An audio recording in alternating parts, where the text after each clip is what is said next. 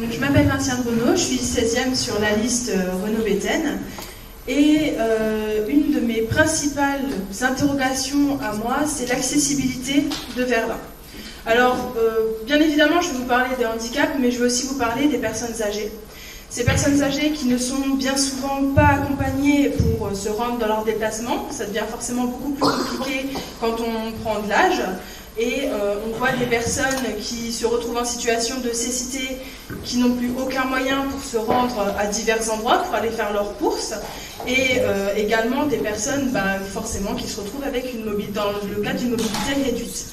Donc nous envisageons, nous, de mettre à disposition, notamment dans les cimetières, des petites voiturettes, à voir après si on peut trouver des partenariats, mais à réfléchir à un système de transport pour que les personnes âgées, qui souvent ont plus de connaissances au cimetière que parmi les vivants, puissent se rendre sur les tombes, mais également il faudrait pouvoir repenser tout le centre-ville.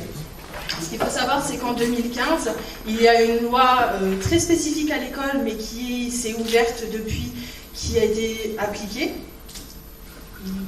en théorie seulement, malheureusement. Cette loi, c'est la loi pour l'inclusion.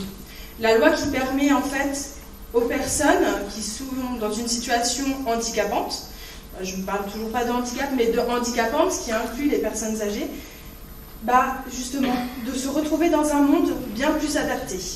Donc ça s'est appliqué à l'école, ça commence à s'appliquer à l'école, mais malheureusement ça ne s'applique pas aux villes en elles-mêmes et ça ne s'applique pas à la France. Et avec l'équipe municipale, si nous sommes élus, nous souhaitons vraiment travailler sur ce sujet de l'accessibilité pour rendre les commerces qui s'implanteront accessibles, mais également pour permettre aux personnes, dans toute situation, d'avoir accès aux courses, d'avoir accès à un cinéma, d'avoir accès, parce que c'est bien beau de faire des zones accessibles. Si on n'a personne pour emmener les gens d'un point A à un point B, on se retrouvera avec des espaces vides. Vincent, pas si nous sommes élus, nous serons élus.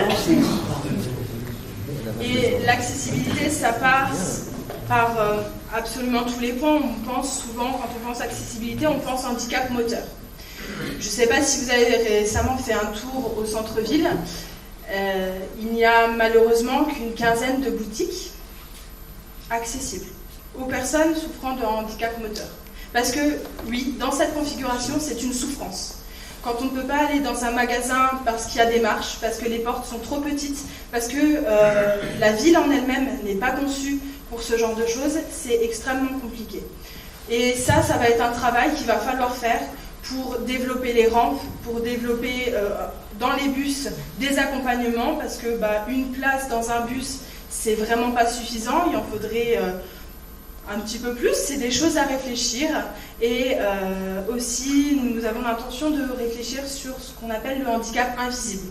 Je voudrais juste dire, j'ai eu un fait courtier, je vais souvent à la bibliothèque, donc j'ai été une mobilité, je suis allée à la bibliothèque, merde, je vais pas monter mon fauteuil. Et on m'a répondu, elle est en panne, Voilà. Il y a une pièce qui doit venir, mais sauf que la peine que je n'ai pas de ça changer. Et c'est l'exemple. Si vous êtes en fauteuil roulant, vous ne pouvez pas accéder à la bibliothèque municipale. C'est l'exemple. Merci pour l'exemple. Et donc, comme je disais, il y a aussi la question du handicap invisible. Donc, derrière le handicap invisible, on met tout ce qui est trouble neurocognitif, cécité, qui dans certains cas n'est pas totale, donc ne nécessite pas une canne, mais est un handicap. Il y a aussi tout ce qui est surdité, autisme et trouble 10. Les villes en général, ne sont absolument pas conçues pour accueillir ce genre de public. Et ce n'est pas le public qui n'est pas adapté, c'est bien la ville. Et nous avons fermement l'intention de réfléchir à des moyens pour permettre à ces personnes de se rendre dans les boutiques, de se rendre au cœur de ville et de pouvoir profiter de cette ville qui est quand même magnifique. Voilà, j'attends vos questions.